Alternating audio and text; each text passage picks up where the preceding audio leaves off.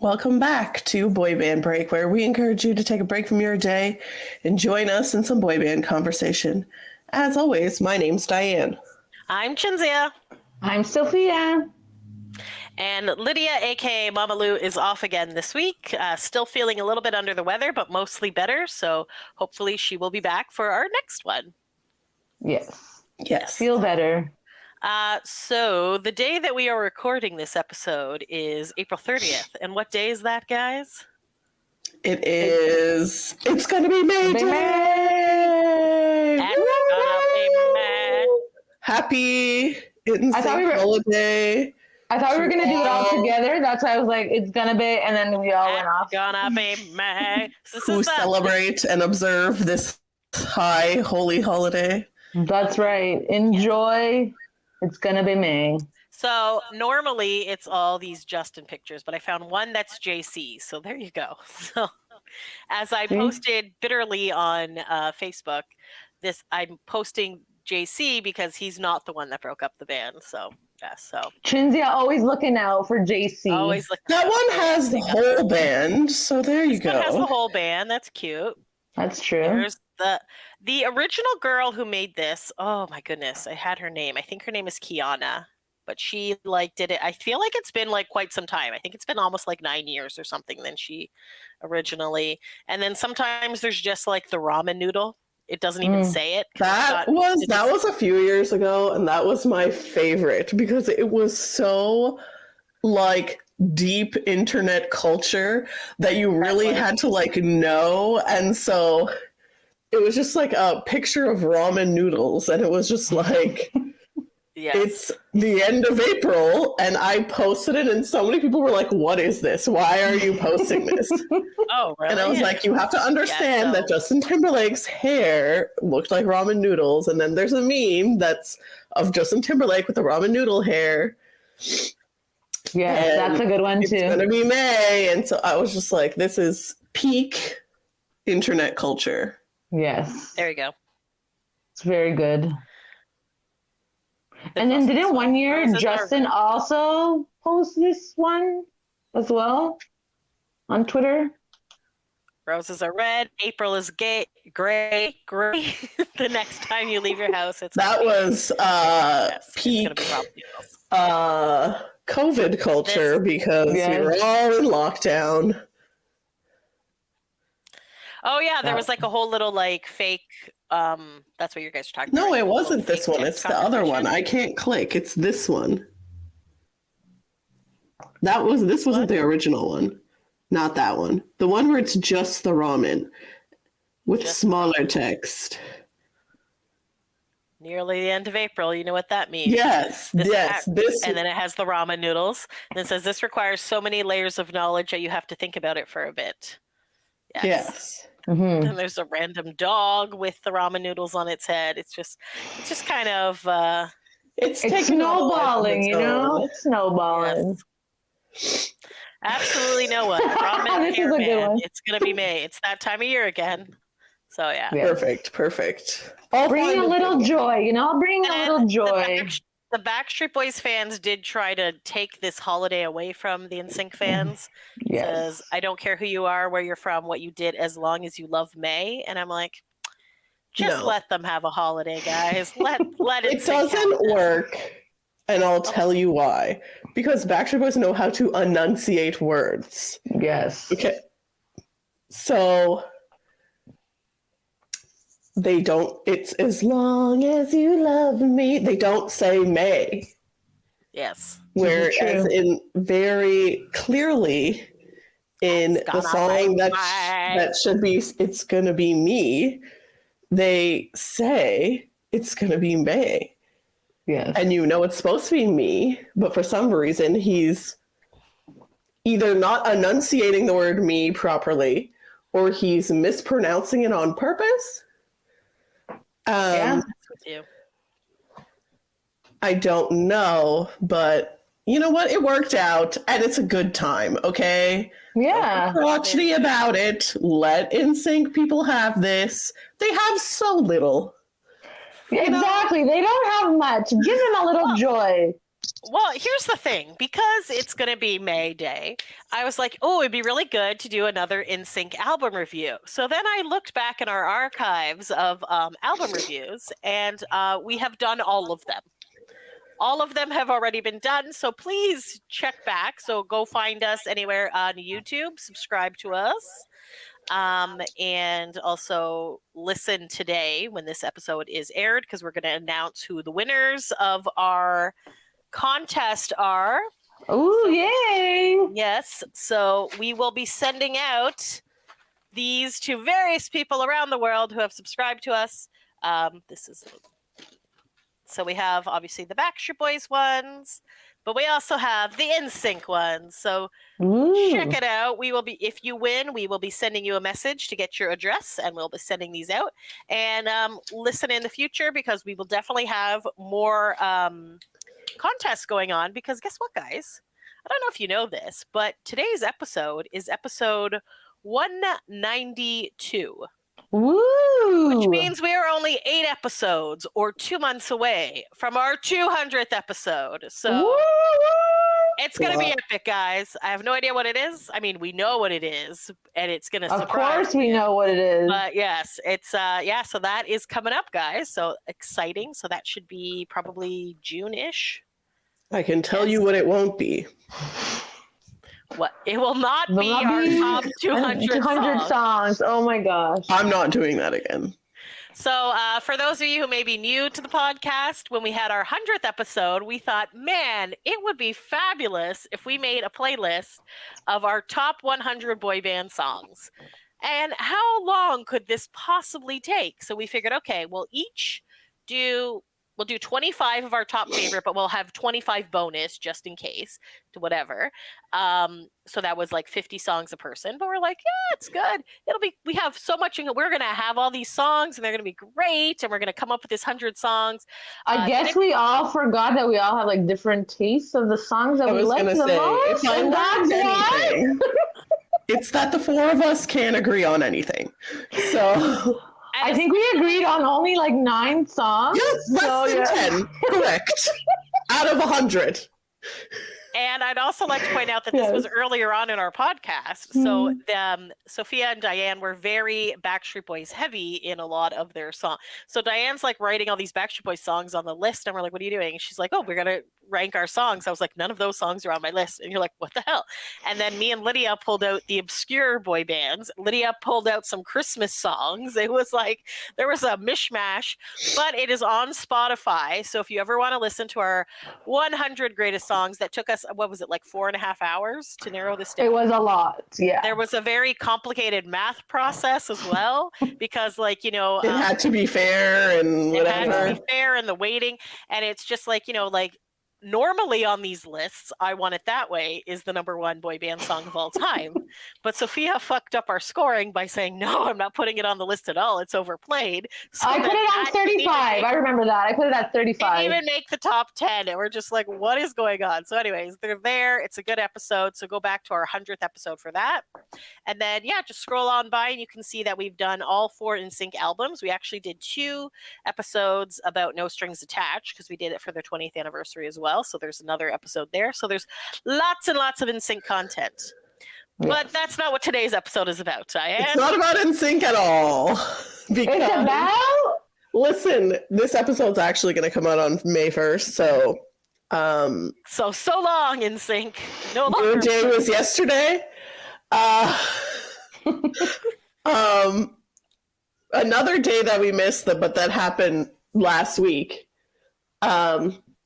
So it has been, and I didn't know this because I probably go off different times based on my own experiences, but it has been 10 years since the Backstreet Boys announced that Kevin was returning to the group. So if you don't know, way back in like 2000, was it 2006 or 2007? Well, 2006. According to this, Kevin said, no more, I'm done. They had kind of done the Never Gone thing. They went on tour, all that stuff. And he was like, I'm out. I'm leaving the group. He wanted to try new things. Well, So I have an then- article that tells us what that is. Okay, please read your article. All right, guys, this is from the Belfast Telegraph. So thank you, Sophia, for sourcing this. And this came You're out. welcome. It actually came out. Nope, that is today's date. I was like, oh my God, it came out 10 years ago. I was like, no, it didn't. This is just pulling up today's date on this website. So never mind. It looked like it came out August 6, 2013. So it says, why Kevin quit Backstreet Boys. So it says Kevin Richardson has opened up what made him leave the Backstreet Boys in 2006. The singer left his band and started a family with wife Kristen before returning in April of 2012 and told Access Hollywood the reasons behind the decision. He said, I don't have anything left in the tank. In 2006, there was some things I wanted to do with my own life and start a family and be normal for a while. I didn't feel inspired. Talking about his return to the group, he said, now recently I felt inspired and I wanted to create again and make music again. Kevin sang with the rest of the Backstreet Boys for their new album, A World Like This, and is currently on tour with the group until October. He and his wife recently welcomed their second child, a boy named Maxwell Hayes. Kevin's bandmate Howie D told Star Magazine the reason the group has such staying power was because they built up their fan base through hard work. He said, the X Factor wasn't around when we started. We had to do the grassroots approach, and that's why we have such staying power and an unbelievable fan base. We don't have to worry that we were only hot for a while. So there you go. And speaking of that, I think we also missed the anniversary as well. So Backstreet Boys, I don't know if we did anything to commemorate that this year. We did not. I don't think we did. So although I retweeted what I wrote from my account. Yes. So April 20th, so 420, to a lot of people in this world mean a different thing than it means to the Backstreet Boys fans. So, Yes. you know. Anyway, so that is the day that the Backstreet Boys got together, April 20th, 1993. So next year is going to be the 30th anniversary. So that's pretty pumped. Wow, that's amazing. So and then they were asking us what type of things we'd like to see for their 30th anniversary. And then I was thinking, does it really matter? Because they're not going to listen anyways. Because for their 25th, they had like all these amazing ideas, and they were gonna like. At one point, they said they were gonna do like a whole week of shows in Orlando, and each day was gonna be a different album, and they were gonna recreate everything and stuff. But yeah. Oh, that was like a Brian idea. I don't think it was like off the ground. I just think he said that they wanted to do that. Yeah, yes. It was a good idea. They did a cruise, right? Is that when we did the last cruise? They did a 20th anniversary cruise. They did a 20th anniversary cruise, so that was a fun one. No, they did that was 25th. Sorry, for 25th. That was 25th, yeah. Oh, okay. Yeah. Yes. Because their 20th would have been in 2013. Yes. And I believe they did a cruise that year as well. Yes, they did, yeah. But they also did one in 2018, which was their 25th. Yes. That's the one where they did Millennium Night, right? Yes. That was fabulous. It was very good. Honestly, if they ever do a cruise again, you guys need to go on the cruise, because the cruise is probably your best bang for your buck. Yes, it is expensive, but you get concerts, you get meet and greet, you get picture, you get like fun events, you get nightly deck parties, you get to see your friends from all over the world. Hotel and food are included in the price. So like, really, how can you go wrong? Except I was thinking that that's what they would do for the 30th, but I don't know. Yeah, you know what? Because New Kids have brought back their cruise, so they're doing theirs in October. And shockingly, that's doing so well. There's still rooms available, so I'm just like, I must resist. Do you think it's because of COVID? I think so. I think there's still a lot of rules and stuff going on, and some people are still cautious about going out. And obviously, cruises are very enclosed spaces, so like if someone is sick, it spreads quickly. So. Mm-hmm. So yeah, so I think, I don't think the Backstreet Boys are doing anything cruise related this year, but I can definitely see them doing something next year. Or maybe they might take the approach that Hanson does, where they just kind of go to an island resort. So you're not on a boat, so you do have more room to like move around, but then it's all inclusive and food and drink. So do you think they'll go to Hawaii again? I don't know. I would love to go to Hawaii. It's just so I would also expensive. love to go to Hawaii. Yeah. One of the boy bands are going there. Who's New Kids? New Kids are going to Hawaii, right? Yeah. Yeah. So Hawaii would be fabulous, but very far away. Okay, so reeling it back in because we're 15 Reeling minutes it back into what we're supposed to be talking about. Yes. Yeah, so happy BSB 29. And in honor of Kevin's announcement of his return, which, okay, can we just confirm when his actual first thing back? That was the New York City thing, right? Yes. The Good Morning GMA, the GMA, yes. So that's where the three of us went with a couple of other friends. So they did like, what was it? It was an event. It was a GMA rehearsal, so they were like practicing for the next day, is what they said. Oh, I didn't. Yeah, this is what they were saying. They're like, yeah, it's like a practice before the show in the morning. They were filming the documentary at that point, so they were like, and they had already pretty much ended the documentary, but then Kevin came back, so they're like, okay, we're going to shoot some more. So No. I think they started shooting the documentary because they wanted to document like his return to the group. Okay. But I think like that was the intention. The intention was, we're gonna we're gonna show how like exciting it is that Kevin's back, and then we're making this new album and blah blah blah blah. But then I think we were pissed because they like filmed a lot of footage at this thing, and then they used so they told us none of it. They said, you're not allowed to use your cameras, you're not allowed to take pictures, you're not allowed to film because we're filming for the documentary, blah blah blah. So don't worry, we're going to take lots of videos and post them up later, which was a lie. I think they did one, maybe two videes. Yeah, I think it was like 2 videos and like 3 pictures. I was like, okay. We're like, wow, great. Thanks so much, guys. So, but in the end, it worked out because we're like so close to them. It was pretty nuts. Like we were like, so I was like, okay, I agree that we shouldn't have had the cameras. But it was funny because we buy the tickets, but they wouldn't tell us where the event was until the day of. So we're like awkwardly so we drove all through the night to New York, friggin' exhausted. I think we went to Denny's for breakfast and we're like, oh, I don't know what to do. And then we ended up checking the hotel and we're just like awkwardly like, now what? Because this event's supposed to happen at like 3:00 or something. And then at like noon, they're like, okay, here's the address. And we're like, like hop in a cab and like go across the city. Yeah, that was wild. And then we got very close to the front of the line, but there was other people there before us. We're like, how? Like we did this in like 20 minutes. Like this is crazy. So, but yeah, no. So it ended up being a fun event. But yeah, as we were so close that if you put your hands up, you would be like, like hitting them in the junk, and it was a good problem to have. You didn't know where to look because they were everywhere. Sophia's like looking at one of them, and I'm like, Brian's right in front of you. She's like, what? And she's like, oh, and he was like right there. So I don't know what to do. We also had to sit cross-legged on the floor, and I'm not really good at that. It was very painful, and I wanted to stretch out my legs, but I also didn't want to trip them. It very much felt like an assembly. Yeah, it did. It felt like we were in like elementary school. And then at one point, I was making a joke about Nick not really understanding that as only 4 feet away, he could hear what we were saying. So, oh my God, yeah, we were dying of laughter, and he's like, what did you say? So that was funny. And then we went to go camp out overnight to get good spots for Good Morning America and in Central Park. So, camping out in Central Park at night because, that's safe. And Diane's like, screw you guys. I'm going to go sleep at the hotel. So she did. But then I wasn't even going to, guys. I just want to add an asterisk to this. I wasn't even going to come because they're like, we're not getting a hotel. And I was like, okay, have fun.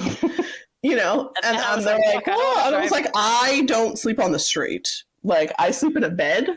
And they're like, so then Chinzia's like, if we get a hotel, will you come? And I was like, yeah. So then they got a hotel that they never slept in. Only I did. Listen, I don't like to drive to New York all by myself, and we wanted to hang out with you. So this was actually pretty close to the beginning of our friendship, wasn't it? It really was, yeah. She's like, but also, can I say, you were going to pay the VIP of $250, and then it came to a cheaper one, $100, and that's when you were like, okay, I'm coming. Oh, right, because they didn't have the 2-tiered system when it first went on sale. That's right. So yes. Yeah. Anyways, so that was a fun event. We did that. It was a fun event.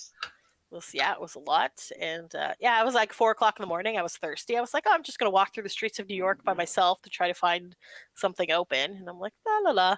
I don't know. A lot of people are scared about New York, but I feel, granted, in our defense, the 2 times that Sophia and I slept overnight on the streets in New York, one was for GMA for Backstreet, so there was a lot of Backstreet Boys fans. The other time we were camping out for New Kids on the Block. So there was so it's not like we were alone on the streets. There were other girls there too. So girl power, feminism. Anyways, moving along. So what you gotta get it. Sorry, like since to know that you're there, you gotta get it all. You gotta get the sense here. So now we are going to talk about In a World Like This in Kevin's voice. What was that from? I feel like we've said that for years. We were writing signs for the concerts, and you're like, oh, I'm physically writing the signs, and you guys are feeding me ideas. And I'm like, okay, come on, what else? And Sophia's like, what if you write In a World Like This? And I was like, that's just the name of the album. And then she was like, no, write In a World Like This in Kevin's voice. And I was like, how the hell am I supposed to write it in Kevin's voice? So I believe we wrote In a World Like This, and then in brackets underneath, in Kevin's voice. And we're like, here's your sign, friend. Because at a sound check, Brian would always make fun of the boys and like do their voices. So he would say, In a World Like This in Kevin's voice. Okay, so it didn't. And then Nick actually did it at Dancing with the Stars. He didn't say Kevin's voice, obviously, but he did the voice. In a World Like This. In a World Like... Okay, so this is In a World Like This. It is the 8th studio album, the 7th in the U.S., because, they didn't get the original, by the Backstreet Boys. It was released July 30th, 2013, through the group's own K-Bon record label. Yes, they weren't with their label. Yeah, that was the thing. So this is kind of why Kevin came back, because before, when they had a label, he felt like he didn't have a lot of creative control and whatever. So, like, when this finally came to be, which was during the NKOTB concert in London, is when they announced that Kevin was coming back. I think did he do a song when they were in LA? He did. I Want It That Way in LA. Because I think he just came up on the stage, but he wasn't officially part of the group yet at that point. So no. Anyways, hasn't he also joked that he wouldn't have done that? Like, if he was in the group, he wouldn't have agreed to go on tour with New Kids? Yeah, I remember he did. That was such a fun tour, though. I would say it was a fun tour. So, perks to Kevin not being there, you maybe wouldn't have gotten that. Exactly. So do we need him to leave again so NSYNC can come? No! Cynthia! Whatever it takes. Who's the holdout? Kick you know what? Honestly, I think Brian is the one who doesn't want to do stuff with NSYNC. So Brian has like something. Yeah. Pick out Brian, and then you'd be like, you can come back after the tour, okay? After the tour, there you go. So, anyway, so this was a follow-up to the 2009 "This Is Us," which was the first album, and this is the first album featuring all 5 members since Never Gone, which was 2005, because Kevin left to spend time with his family. This is also their first and only independent album since leaving their old label Jive Records in 2010. The album debuted at number 5 on the US Billboard 200, making the Backstreet Boys the first act since Sade to have 9 US top 10 albums and the only boy band to do so. On May 20th, 2013, the group released Permanent Stain as a promotional single, which was co-written by band member Nick Carter. A free download of the song was offered with the purchase of a ticket for their In a World Like This tour. The first single of the album, also titled In a World Like This, premiered on Z100 New York, June 18th, 2013, and was released June 25th, 2013. And then I guess we don't really need to know about the writing style. In July 2012, Kevin Richardson stated in an interview the album would be authentic and personal, and that they were hoping Treffy would produce the entire record. They also wrote a lot on it, and a lot of the songs were based on their own life experiences. Carter said that the band didn't want to make a traditional boy band album, and record songs they didn't write themselves. Richardson also revealed that he wrote a song about his son. We want it to be a personal album, and that's what's happening in our lives right now. AJ is getting ready to be a father. Howie, Brian, and myself are fathers already. We're just trying to make a personal record. In an interview with Cliz Beats, Carter talked about reinvention and drastic changes, and he said he didn't feel the group were at that point anymore. The album itself was a mixture of modern pop, adult contemporary, and dance music with a hint of a singer-songwriter genre demonstrated on Pride, Madeleine, and Trust Me. And then the album was supported by the In a World Like This tour, which started May 24th, 2013 in China and finished June 28, 2015. The tour consisted of 150 shows in 11 legs worldwide at that point. Okay, so... Sorry. You okay, buddy? Yeah. Can I just say that, was anybody else ridiculously nervous about this album coming out? No. I was like, Kevin's coming back. Like, I was very concerned that, because they were kind of going away from their traditional stuff, and Kevin was coming back, and what if it was and there would be a lot of eyes on it? Like, what if it would be a big failure? So I was actually like very stressed out about this album. And then when it came out, I was like, okay, I'm good. So... Interesting. I feel like it came out when we were going on a road trip, I believe. So I feel like we listened to it a whole bunch of times on our way to wherever we were going. Possibly. Or maybe we just listened to it while we were I don't remember this, so maybe I wasn't there. Could have just been we just listened to it a lot when we were going on the tour to pump ourselves up for the concert. That could have been it as well. Possible as well. All right, so let's go with the official track listing. All right, song number 1. In a World Like This.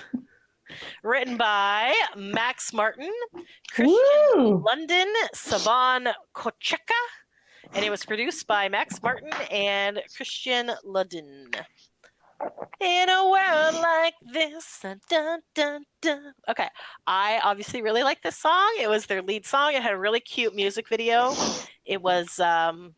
They were in a field. They like to be in fields. But then it was also kind of like timeline in between. It wasn't like couples. It had like 3 historic events in the U.S. history and then like a couple in each one. Or maybe it's the same couple and they're growing old in each one, possibly. I think so. Something like that. It has been many years since I've seen it, but I remember really liking it. So the video? Yeah, I like it. I thought it was a good message. Both. You liked that video? It was more somber than their other videos, but it had like a cutesy like. Here's my beef with it. Okay. You waited so many years for Kevin to come back, and they're not even fucking in it. Okay, but they were in a field. They were with trees and standing on a. Yeah, you're right. That's true. This is the fans' beef. Stop standing in fields. I don't even care about. I just they're not in the video. They're not in it. Like they're kind of in it. There's just no close-ups of them. Are they in it? Am I thinking of this wrong? Is that? I could have sworn they're in it. Like they're not in it a lot, but they are in it. Like maybe one part of it. I feel like the beginning. I don't remember them in it. Oh. But I feel like they are in the beginning of it. No. Not at all. They're not in the video at all. I don't think so. I don't remember them being in it. Oh, I think you're just confusing it with the several other videos that are exactly the same. That's also possible that I could be doing that as well. All right, hold on 1 second. Let's just do a really quick scroll through this video. They're not in it. At all? Am I crazy? They're right there. They're sitting under a tree. Why is this not showing it? Diane is lying. Okay, they weren't. Okay. I thought they were. Okay. AJ. There they are in a field. Here's okay, Brian. Whatever. They're in it so briefly that it's inconsequential. They're in a field again. I didn't even remember it.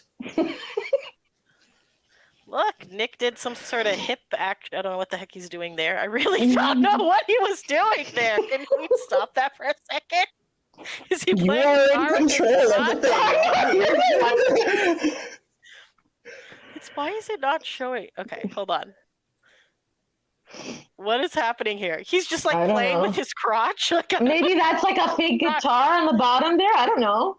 and then Brian looks like he's looking at his watch. What is happening here? He's like, get me out of this field. We've been in here so many times. Listen, anyways, it's lame. Okay? There's Nick's face. He's there. Why do I not remember What's that happening Howie with hair? Howie's hair? Yeah. I don't even remember. This is what I mean. I don't even remember this. I remember all the like Guys, different things. AJ had hair. That's how inconsequential they were in this video, and it was lame. Okay, but yes, Lame. I'm just proving that I am not incorrect, that they are in this video, and it was, whatever. Well, that's how bad it was that I didn't even remember. This is how Howie feels about this. He's just He looks like an angry beaver. He looks like an angry beaver. Oh my gosh. Yeah. Brian is very hurt by your messages, Diane. Look at him. It looks like he's been shot through the heart. All right, I'm going to stop sharing this screen. Okay, so it was a lovely video if you were not Diane or a majority of the Backstreet Boys fans who wanted to just see the boys and didn't care about this love story that was happening in the background. So, like, couldn't they portray the couples? Couldn't they be you mean like gay couples? Yeah, why not? You know what? Pull out the acting chops. But like, is it acting? Isn't AJ he made a whole song about like love and all that. He would have been down for that. Like, for sure. Anyways. Okay, so the Diane song is lovely. The song is lovely. All right. Lydia is not here. She used it as part of her wedding video. She likes it a lot. That's true. That is true. We did do that for Lydia's wedding video. All right, next up, the song that has a really bad title, in my opinion, that would be Permanent Stain, or as we like to joke, Permanent Stain on My Pants, but I'm like, there you go. That's because your mind goes to the gutter. A permanent stain doesn't have to be on your pants. It could be on the wall. Like, it could be... And on the cruise, Nick actually had a stain on his pants. The things that I remember. That's right. Okay, well, everyone remembers it. We just don't discuss it.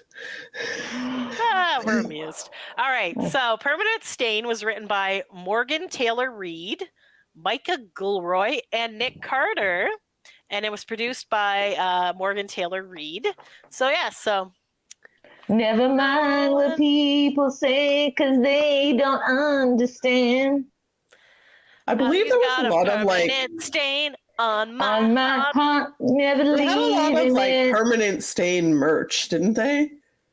I believe they did. I believe there was a lot of like lyric ones, right? A permanent stain on my heart, Backstreet Boys. Like, oh yeah, fan for life. Like, people interpreted it that way.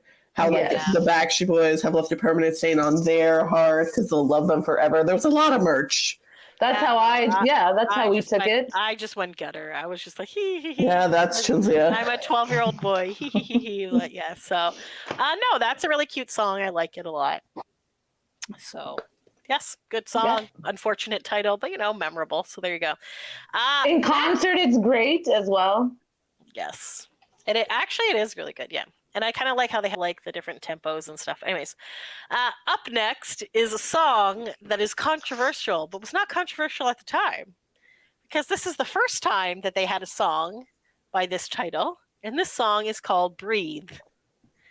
So this was written by a heck of a lot of people. So it was written by Martin Tereffi, Nick Whitecross, Magne Furloman, Andreas Olsen, AJ McLean, Brian Littrell, and Howie D. And it was produced by Tereffi and Olsen.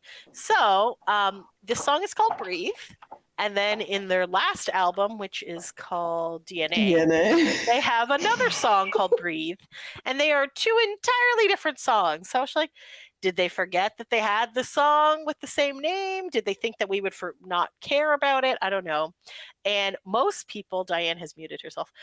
Most people really love the DNA Breathe. But other people, like myself, really like In a World Like This Breathe. Because it is more upbeat and fun. So, I enjoy both. like, I'm not saying this is my favorite Is song, but I the definitely like Superior this one. Breathe. This one is the Superior Breathe. Correct. Thanks, Diane. I do like in this breathe, your words are a symphony, music that Music that me. sings to me. I can't breathe. That's a good one. I can't breathe. No. I think both are pretty good. Diane is like frozen, but she's so angry. Oh, okay, you've unfrozen yourself. Okay, go. Continue. Let's hear your DNA breathe. This song is not good. Never liked it. In fact, I remember this song very clearly because it's the only song I think on that entire album that Nick doesn't sing on. Like, he literally has no solos. I see how it is. Even during the concert. So during the concert, he didn't have really anything to do except for harmonize. So he would sit down during it while the rest of them like performed, and I was like, this is a vibe. This is such a vibe for this song because it's so me. I'm like, yeah, take a seat. This one's just not it. Is this the one where you pretend to die, or would Brian pretend to die? Somebody would pretend to die during this one. Like, I can't breathe. Like, I don't know. Not Nick. He just it was probably bored. Brian, because Brian is more of the dramatic goofy type. Yes. But yeah, do you not think that that's a little childish of Nick to be sitting down just because he doesn't have a part in the song? It's a vibe, okay? I will say, Breathe in the DNA tour is very good live. Like, that's really beautiful. And I like that they match it up with Don't Want to Lose You Now. It's very nice. So DNA Breathe is very like great sounding, harmonizing, like whatever, but it's also slow as fuck. And I get that's the whole point of like an acapella-y type. That's what they do. And they do it well. I'm just like, let's pick up the pace. I just want to say, and if you don't like DNA Breathe, why are you even a Backstreet Boys fan? Okay? That's just what I want to say. All right, okay, bye. I think I have a difference of opinion. It's all good. Yes, you did, because you were said it during the DNA review. Yes, which we also have. Go check that out as well. So, but yeah, so I like this song. It's not the greatest song by far, but I personally like it more than the other Breathe. Diane likes the other Breathe, and Sophia is very. I like both in certain times. Because they have different reasons. Meaning, yes. I don't believe they do this Breathe anymore. But granted, the tour that they've been doing is the DNA tour, so obviously they're going to do the newer Breathe. So I don't think they've ever done this Breathe. Wouldn't that be confusing? It would. You know what would be even less confusing if you didn't have back-to-back albums with the same song title. That's true. Back-to-back, or is there an album in between? Hey. Yeah, no, they were back to back. In their defense, it was just a long time in between. True. It's like 6 years or something, or. And hey, you heard both their Christmas songs. You know, it's Christmas time, and then it's Christmas time again. They just want to make sure you know that it's Christmas time. So they got to make sure that you know it's happening again.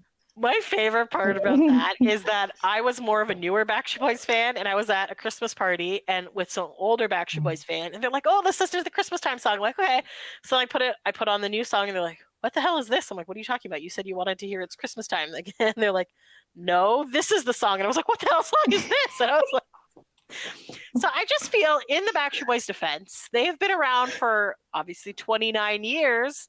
They generally forget what songs they have, and then maybe they forget, the and other people are writing songs for them as well, so they don't know if they had a catalog of okay, let's just estimate there's about 12 songs per album. They have 10 albums. That's 120 songs, plus all the bonus tracks, plus all the unreleased stuff. So okay, I can kind of give you a slight pass, but not really. So there you go.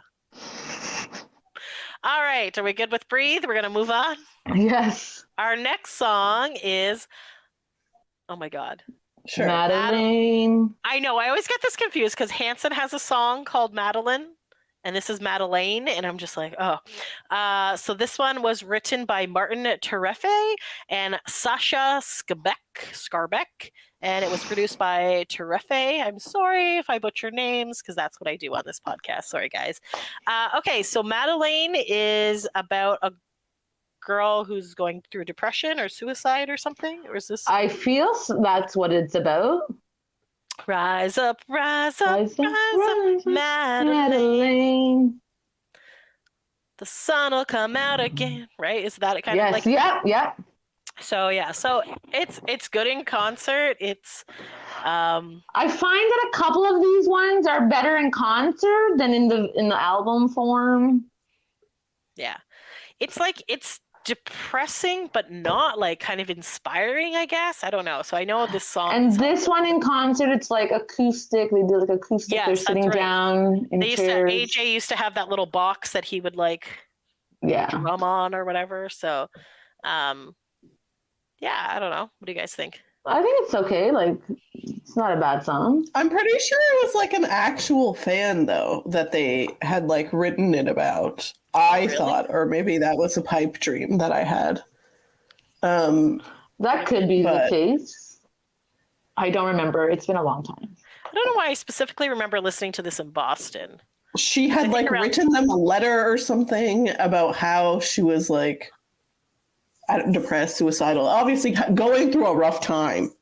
Yeah. Okay. And that like they had inspired her or whatever. And then they were just like, oh, we should write a song about this. And then I don't know if her name was actually Madeleine or if it was, they just picked that word. Is this the song? Wait. Sorry about that. This is the song that has the word that Shinzei always used to be like, oh, they really shoved that word in there, even though like there's too many syllables. Love you unconditionally. Yes. Yeah.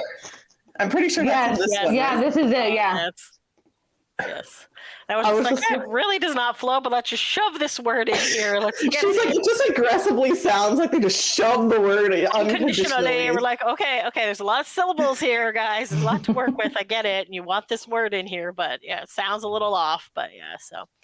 But yeah, no, artists definitely do that. I remember Cyril Joe wrote a song about one of the fans who was going through a hard time. So, it's just a thing. It's a very nice thing to do. It is very nice. Yeah. It wouldn't be the first time. I mean, Larger Than Life is about the fans. Mm-hmm. Yeah. Yes. And, a lot of people, the music helps them get through their life's journeys, good and bad. So there you go. Definitely. So absolutely true. Let's help them out.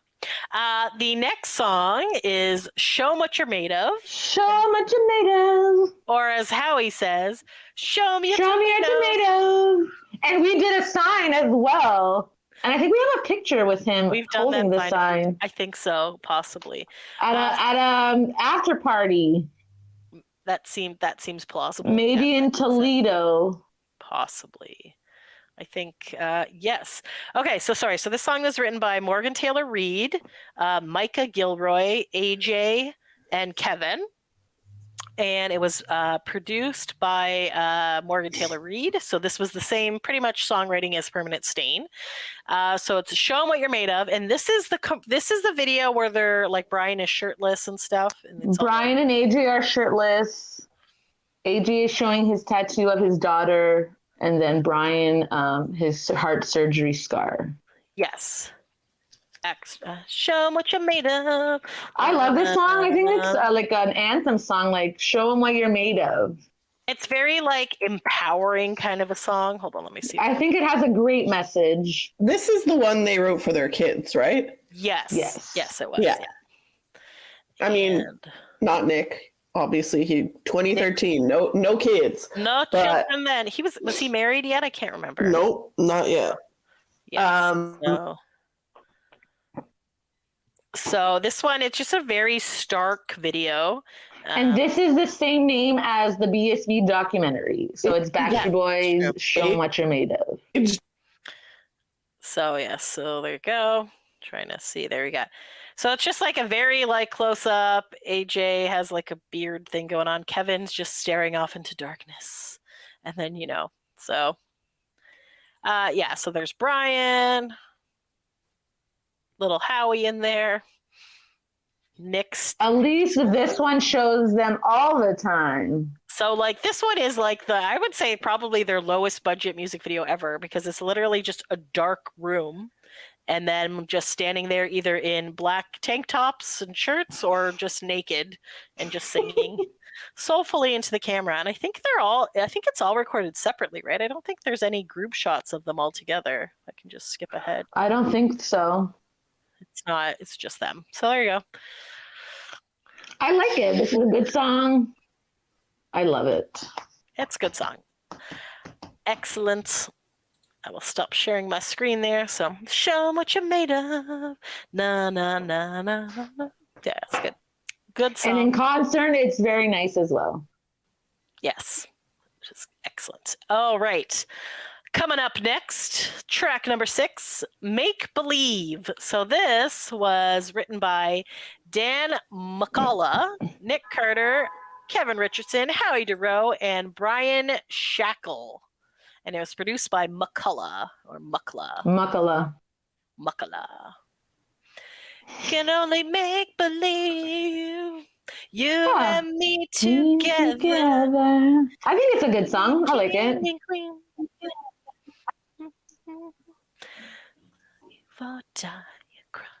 Sorry, I'm just singing the song in my head. Continue. Yes, no, it's a good song. I like it. I don't have anything else other than it's a good song. Yep. Diane, you got anything on this one? This is I never know when to speak because I feel like I keep getting frozen or you guys can't hear me or something. We can hear you. Great. This is probably one of the only songs I still listen to from this album, to be honest. I would say, yeah, it's probably my favorite song from this album. I really like it. Oh my God. I thought you said it's the only song I don't listen to. And you're like, oh, it's my favorite. I was like, what? I'm like, oh, still listen to. The only one I still see. No one can hear me. I got you, boo. Yeah, that's right. No, it's a good song. It's like, na, na, na, na. Yeah, it's good. I like it. All right. Anything else on this one? We're good. All right. Track number 7. Try. So this is written by Martin Terefe, James Bryan, James Morrison, and Kyle Riabaku. And it is Try, baby, try. This is a really AJ heavy song, right? This is a really good one. He has an amazing voice. You know what? AJ I feel is underrated sometimes, but yes, he definitely is like one of the more. Who underrates AJ? Sometimes I forget about AJ, so I'm unrated. You forget him? Wow. But honestly, like AJ does have one of the more distinct voices in this group. Yes. AJ has the most distinct voice. Yes. He's amazing. Probably all the boy bands. Yes. He has that like kind of like soulful rap. Yes. So this one's a very like slow, like. Sorry. Oh no, she's frozen again. Okay. So this song is a very like slow, like I don't know what would you say, sensual, like bluesy kind of song. Okay, Diane is unfrozen. All right. Speak your words. Oh, okay, good. Yeah, no, it's the AJ fans fucking love this one. And it's nice. I don't think this is like maybe one of the only songs from this album they didn't do on tour, though. Correct. Oh, really? Not even in that little medley part? I thought there was like a quick medley. No, I don't think so. They didn't.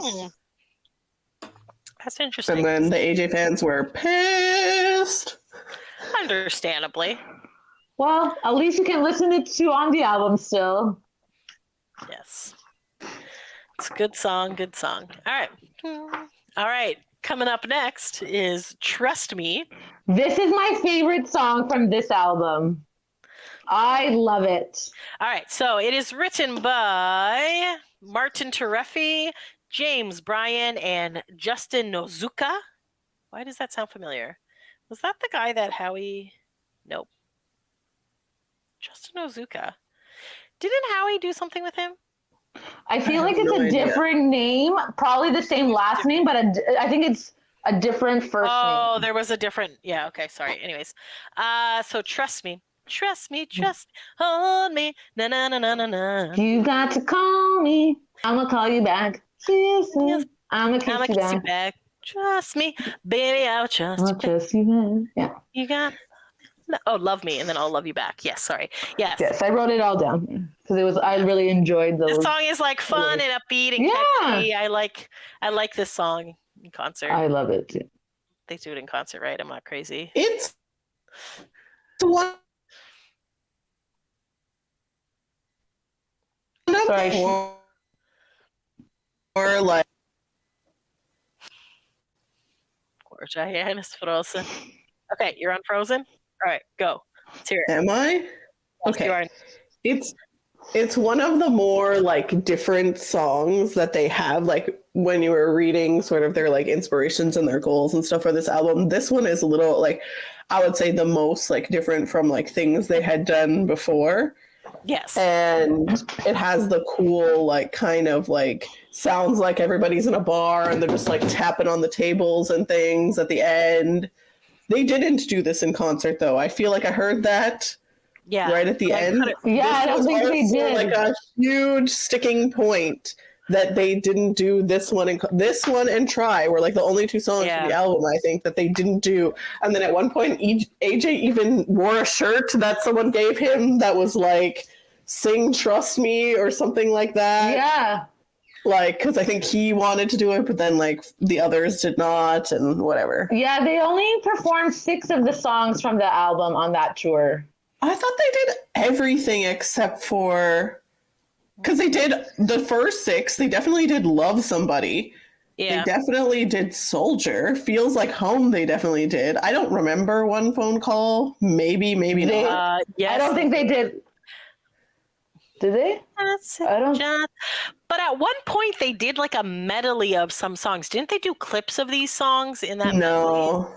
I don't think so. It was like the "Trust Me" thing was like a huge sticking point with people. Yeah, we wanted to hear it. People love that song and they were excited to hear it, and then they didn't do it. So why do I remember it, or do I just remember listening to the album so many times? Yeah, you just remember the song. You don't remember like what was the performance? I don't know.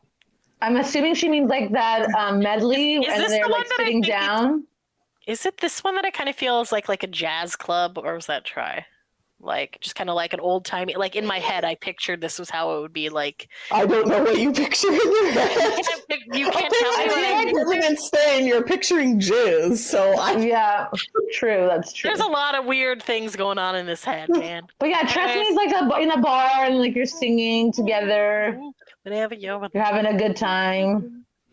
Yes, I like it. Trust me, you should listen to that song. You should. This fucking guy. Yes, I'm amazing. All right. So the next song, you know what? I'm going to do it different. I'm going to tell you who writes it, and then I'm going to say the title. All right. So the next song is written by Justin Trugman, Jocko My Nine. Jocko My Nine? I don't know. Jocko My Nine. Okay. JAAKKO, and then MANNINEN. Sure, Jocko My Nine. I don't know. I can't even click on him, so I don't even know where he's from. Jordan Omley, Nick Carter, and Howie DeRoe. It was produced by Trugman, My Nine, and Omley, and the song is "Love Somebody." Love somebody, love somebody.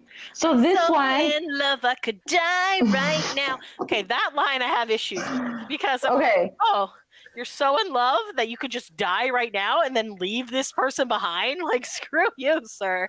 Screw you. So this one, I remember I wasn't sure about this one, but seeing it in concert was fun. So that's what I remember.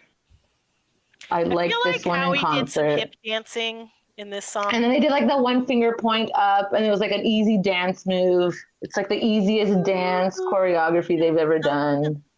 Didn't they recently come out though and say that this is like one of the worst songs they've ever done? Oh, really? Because the lyrics are just so cheesy. Someone came out and said that. Maybe Howie or Kevin. Oh, maybe. They were like, this song is terrible. I feel like Howie. And they were like embarrassed to sing it, apparently. Really? like- I don't remember that one. You don't remember this? Someone came out and said it recently. It's very corny. Like, it's very on the nose, I don't know. like cheesy. Maybe it was Kevin. I feel like Kevin would be like It straightforward. was Kevin or Howie. But Howie It definitely wasn't Nick because he like wrote the fucking song, so I don't think he would say it. But But so did Howie. yeah, that's why I think it was Howie, because he was like, I am embarrassed of this shit. Come on. Howie didn't even know that he wrote She's a Dream. He doesn't know anything. Howie didn't even That's a remember track what song record he for wrote. shit songs then. Is it too much to ask for 1 minute to breathe? Cause you take my... It's the second verse is like brutal. Ah, yes, this song. You're the reason why cavemen drew on the Drew wall. on the wall. The reason why after every summer we fall. The way that you look in those purple jeans. The sexy. Yes. Yeah.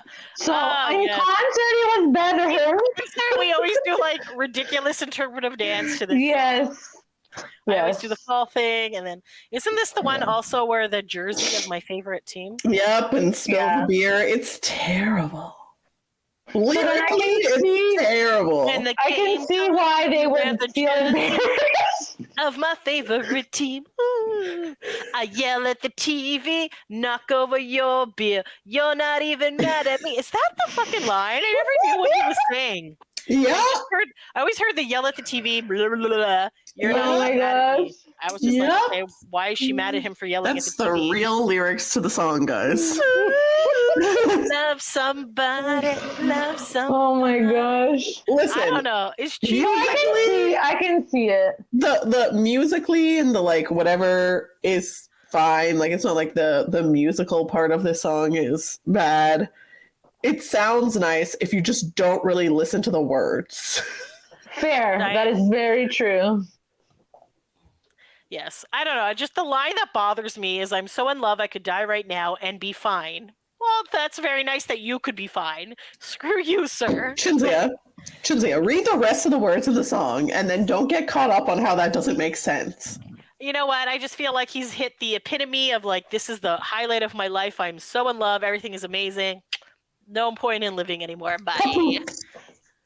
Yes, the caveman drew on the wall. Like, oh god, this song, I love it. It's so corny to the max. It's a boy band, so obviously they're gonna have chorus. Yeah, but I mean, there's levels. I can't find who said that they don't like the song, but that probably tracks Howie because he probably forgot that. I remember this definitely happened. You know, I'm sure it happened. Yes.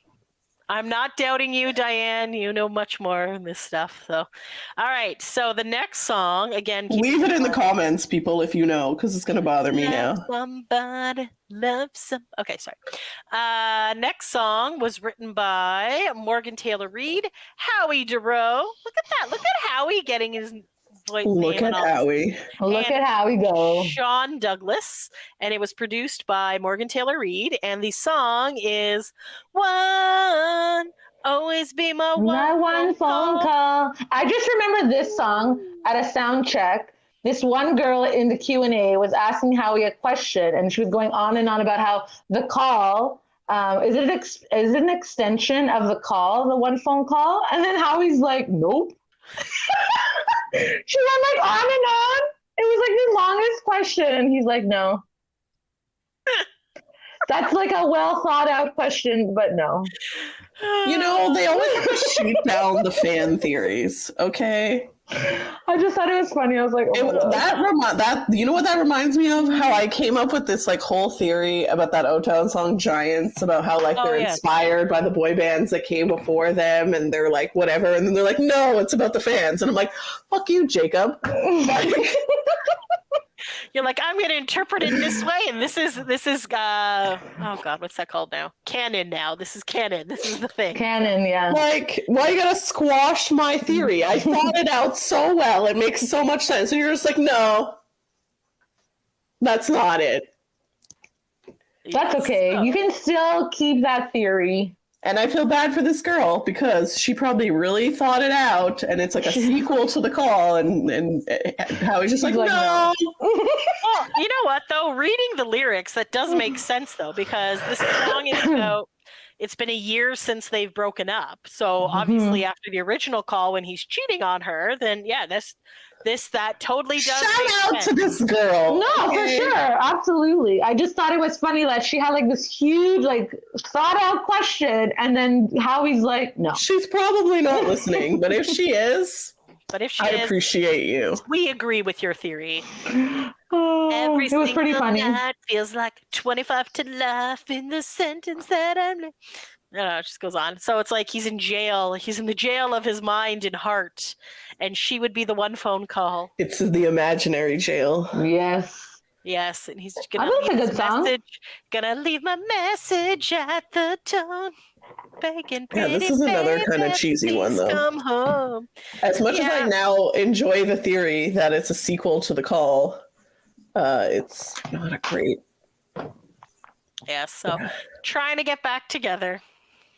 You know what? They only did this song at soundcheck. So if you like ask them, they would do it at soundcheck. Yeah. So it wasn't part of the real concert. I feel like this was one of the songs that inspired us. That was the only other one that I was unsure about, because I'm pretty sure they definitely did Love Somebody. Yeah. They definitely did the first 6. Yes. They definitely did Feels Like Home. Soldier, maybe? I don't know if they did or not. Yes, they did. Yeah, so. So I think this song, when we were listening on one of our many road trips, we realized, the Backstreet Boys reuse a lot of words. Like, I know there's only so many words in the thing, but then we're like, one phone call, the whatever. So we just like, one is a popular word they use. Love is a popular word they use in a lot of their song titles and songs and stuff like that. So we did a whole episode about this. I believe it was on Valentine's Day. Oh, yes. The most popular one is Heart. Yes. Straight through the heart. Don't go breaking my heart. I'll never break your heart. I'll never Quit playing games with my heart. Shape of my heart. Lots of heart. Lots of hearting going on. Tuberculosis. Oh, sorry. That was a Fringe Festival play, and there was a song, and it's like I got a. Oh my god! I never heard that one. From tuberculosis. Yeah. No. I didn't hear the one about tuberculosis. You know what's really funny though is that like. So my friends and I do this Fringe Festival, which is like a theater festival. You write your own play, whatever. We are not actors in any regard. But my friend Paul's like, hey, do you want to do this? And I'm like, sure. So we've like so he also is not a songwriter at all, but made some songs for these musicals, which I would say, because you get to do like, I don't know, like 7 or 8 performances over 2 weeks, whatever. So, and not a lot of people come out. So there's maybe 50 people that have ever seen this play that I did like 12 years ago, but I'm still like constantly, because the song is stuck in my head. Like every once in a while I'll break out into song and then realize, why does nobody know this song? It's like, because nobody saw this play. So there you go. So sorry, the song was not fully about tuberculosis. It just happened to be, I have a lot of heart and tuberculosis. It sounds worse than it was. Next song. Thank you for the background in that. Never mind. All right, nearing the end. This song is written by McCullough, sorry. It's like Nick Carter, Howie Duro, Kevin Richardson, and Brian Shackle. And it was produced by McCullough. And the song is Feels Like Home. Yet another song where we get the friggin' shaft. We got mad about them not even saying anything about Canada or Toronto. They never do. They have multiple songs where they like name check cities in the world. Not once. I know. What is that? Come on. Once. And then I think we changed Tokyo to Tokyo. Yeah. We did change Tokyo to Toronto. I was waiting because they name check so many cities. London, Berlin. I was just like, in this song, nothing. That's no excuse. Nothing. You had like so many lines that you could have put T.O. in there. And I was like, you came big in Canada first. We get the shaft once again. All right, so let's see what countries and cities are in here. So we have Mexico, the senoritas are sipping margaritas on the beach with them. Mexico is a country. Okay. They've been so they've been all around. So I'm like, there you go. You got like written. You heard written by Nick Carter. That explains all you need to know. That's true. So they've been all around the world, every single part of the world, touching down in Rio, Monaco, LA, Tokyo. Then they go to Bangkok. They're burning in the streets like a freak, dancing like a freak. Then it's a piece of me. Then this part is definitely where this is where you're like, okay, here it comes. Okay, right. sure. So we're like Beijing, Stockholm, Buenos Aires to tango, Moscow, Cape Town showed us how to get down. London, Berlin. This is where it all began. Fair enough. Okay, yeah, we'll give it to him. We'll give it. Yeah. San Juan, Sydney. Can't forget. And you're like, the NYC. The NYC. So New York City, man. For shame. Yep. Yeah. They could have a Toronto there. Always feels like but yes, I definitely feel. You know what? I didn't even. Montreal. Yeah, that's true. Montreal. Pick a different city in Canada. Nope. We always get forgotten. Always. I'm pretty sure in concert they may have changed to Tokyo. They did not. Okay. I think. And we just loudly sang it to make it up. There we go. I'm pretty sure. I have a theory. Okay. That the Backstreet Boys forget that Canada's a different country. I also agree with this theory. America. Yeah. You know, like the northern part of America is what they think Canada is.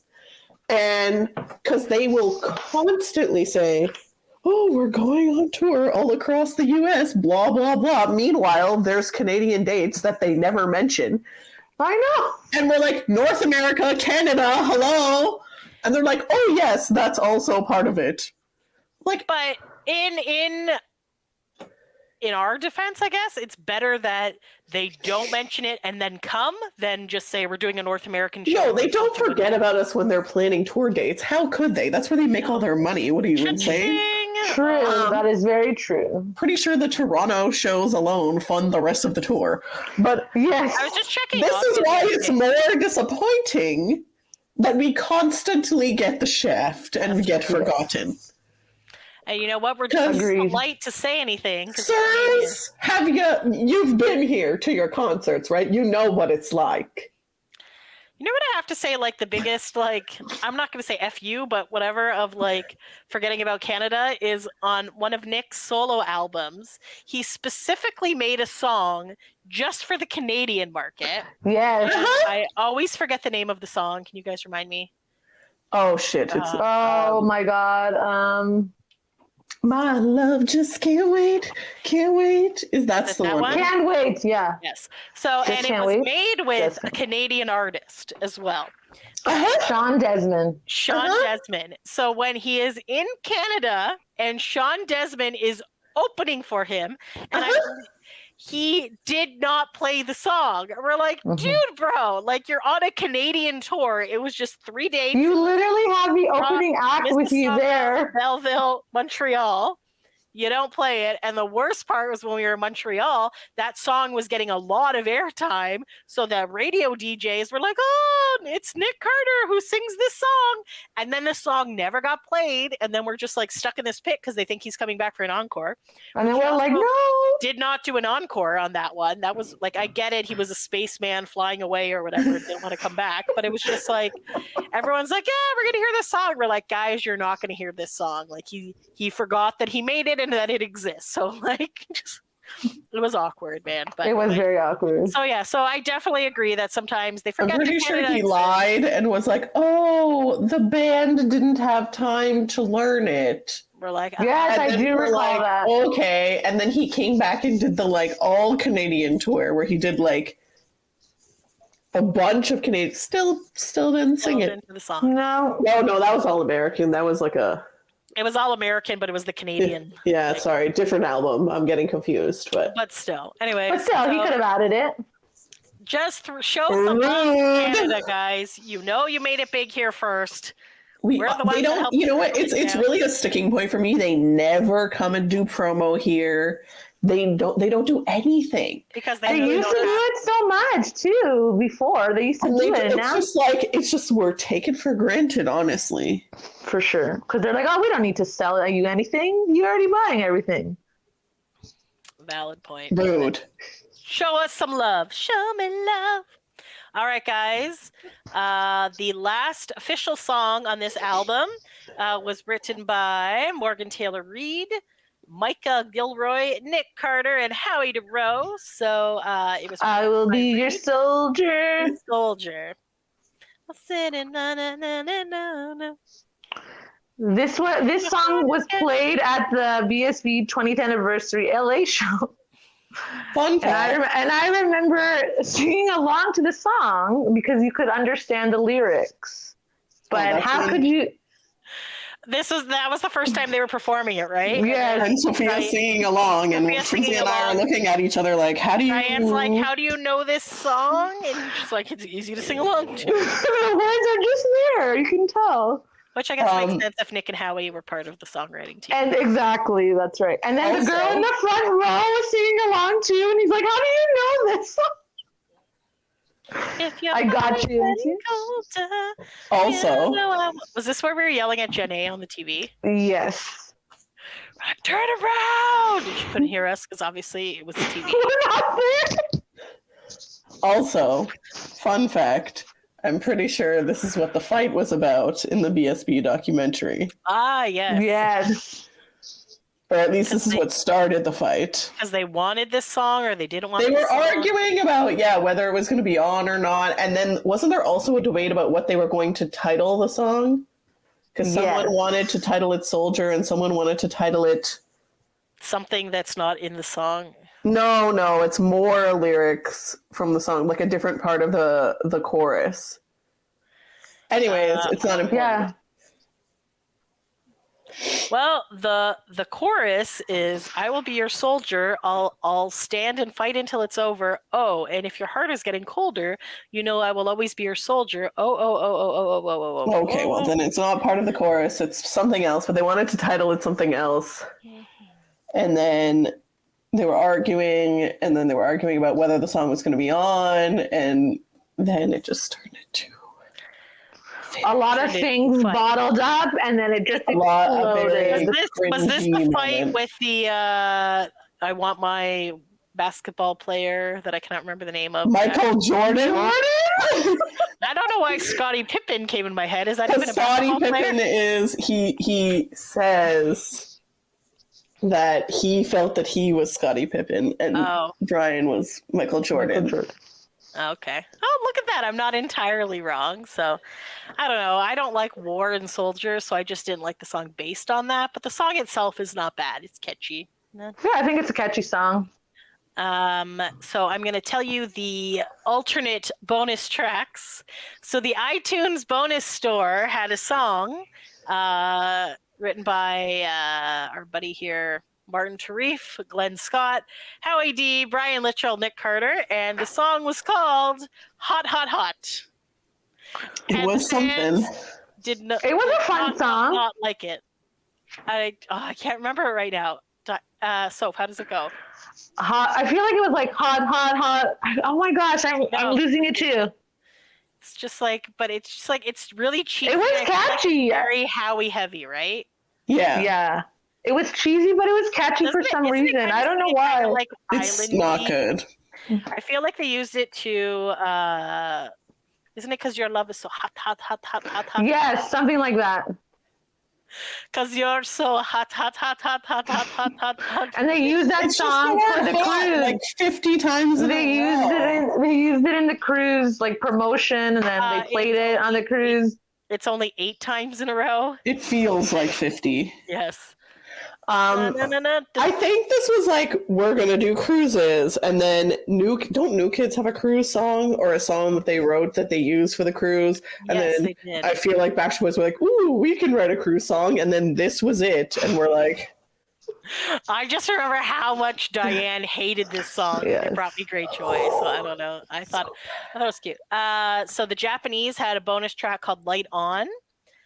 which Soph and I were just listening to, and I'm like, oh, I don't recall it, but I like it. And then they also, Hong Kong, Taiwan, China, Mexico, and Target got In Your Arms and Take Care.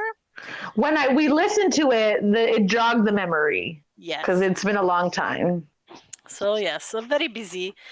So this album, got, where did it go? Number 1 on the Dutch Top 100 in India. Swiss, Taiwan, US Billboard, it went to number 5. US independent albums on Billboard, it went to number 3. Certified gold in Japan. So yeah. Good song, good album. Good tour. Yes, it was a good tour. I like that tour a lot. That was fun. That was the one where Boston, that after party, and we made that sign for Nick about being a dream. This is the first tour we went to together. He actually got it. Yes. Oh, okay. And he actually got it because we're like, oh, he's not going to get it. And then he actually got it. Make it quick because then we got to wrap up because it's been an hour and 15 minutes. I know. But it was like, so we had made a bunch of signs. Was this also the one where we made the in a Kevin's voice? Yeah. Yes. All that stuff. So we had this one sign and it said, because my coworker had called my other, like her boss, a dreamboat. And we're like, who the fuck uses the term dreamboat anymore? Like, whatever. No, but she specifically said DB. And you were like, yes, what the she fuck? said, oh, yes, that's just, she's like, oh, and I'm like, what? She's like, Lars is such a DB. And I was like, what? He's like, he's such a DB. I'm like, a douchebag? And she's like, no, why would he be a douchebag? I was like, because you said DB. She's like, DB means dreamboat. I was like, who the fuck knows that? That's what DB means, dreamboat. So I was telling the girls, and then we were coming up with signs. Diane's like, that's hilarious. We should use a sign like Nick. Wasn't there also like a one for AJ that we wrote something? It was about the Macho Man. Wants his mustache back or some shit. Macho Man called. Yes, because he had passed away. We forgot that Macho Man had passed away, and we were like, Macho Man wants his like facial hair back or something like that. And then it was like, Macho Man called. He wants his mustache back. And then someone's like, he's dead. We're like, oh, okay, we can't use that one. But that one also anyway, went in so the trash. this DB one was like, it was a picture of Nick in a boat, and it says, Nick, you're a DB. And I wrote this sign. I remember. So I wrote, Nick, you're a DB. And then I literally drew a picture of a boat with the word dream on it. And then I also put a picture of a boat in a dream bubble, like in a thought bubble. Mm-hmm. So then like there was a person and there was a dream thought bubble and then there was a boat in it. Yeah. So a lot of ways. Like representations. Yeah. So a lot of ways to get it. Dream boat anywhere. But she wrote DB, Nick, you're a DB. And Diane's like, we're not showing this to him. Because we took pictures of these signs and then we posted them on Twitter. And then we got a lot of flack about the Macho Man Randy Savage one. Yeah. And people were like, why are you calling Nick a douchebag? Like, not one person looked at the sign and was like, holy shit, it's Dreamboat. They were like, this looks like you're calling him a douchebag. So I was like, we cannot put up these signs. We cannot do this, whatever. I believe we threw the Macho Man one away, but we were like, let's keep the douchebag one in case we need it. Yeah, so we're at this after party, which is on like the second floor of this like building on the water in Boston, and they are late AF, like so late. And I was so excited because they were hanging out with John Knight and Jordan Knight were there, and I was just like, oh my god, John Knight's here, he's gonna come to the after party, this is like the best after party ever. And we're waiting. You know who doesn't show up? John Knight. But you know why? Because he already hung out with Nick and whoever else was at the after party, Kevin and Howie. And we're just like, oh, this is so we were just like, I was so angered. And then there was this drunk chick who kept like stepping on me with her high heels and like pushing, and they had these like bar tables that were like bolted into the ground, so they didn't move, so there was no give. So I'm getting like pushed. So at one point I didn't punch her in the back, but I pushed her out of the way with my fist and pushed her. It was just a lot. So and then the after party, because then they had to do the pictures. When they finally got to that, it was super short because like they had to close up. So they were about to close in like 10 minutes. It was a grand total of 45 minutes. Like half hour, 45 minutes, and it was just like, so it was near the end, and then Nick's like, "Okay, this is the last thing," and I'm like, "You kidding me right now?" So then I was like, "Give me the sign! So finally, I was just like so annoyed, and I gave Sophia the douchebag sign. I was like, "Dang it!" And then she's just like, and then she's like, "Guys," and we're like, "What?" I'm like, "Is he reading this?" And he's like, "You guys think I'm a dreamboat?" And we're like, "Are you kidding me right now?" Because at that point we did think he was a douchebag, but we were just like, it was just like, "Oh, guys, that's so nice. I'm a dreamboat." I'm like, I can't even with this guy. I can't. So like, all of this proves is that Nick doesn't read. He just looks at the pictures. That's right. Guys? Exactly. So, for future reference, don't worry about what you write as long as there's a nice picture. We did test this theory with Twitter too, and that's a big thing. Yeah. If you put an attachment of a picture in Twitter, he will generally respond to that one over text. That's true. So that was a fun memory. Okay, so do we want to just pick our top 3 songs from this album? Sure. Let's see. I'm gonna pick Trust Me.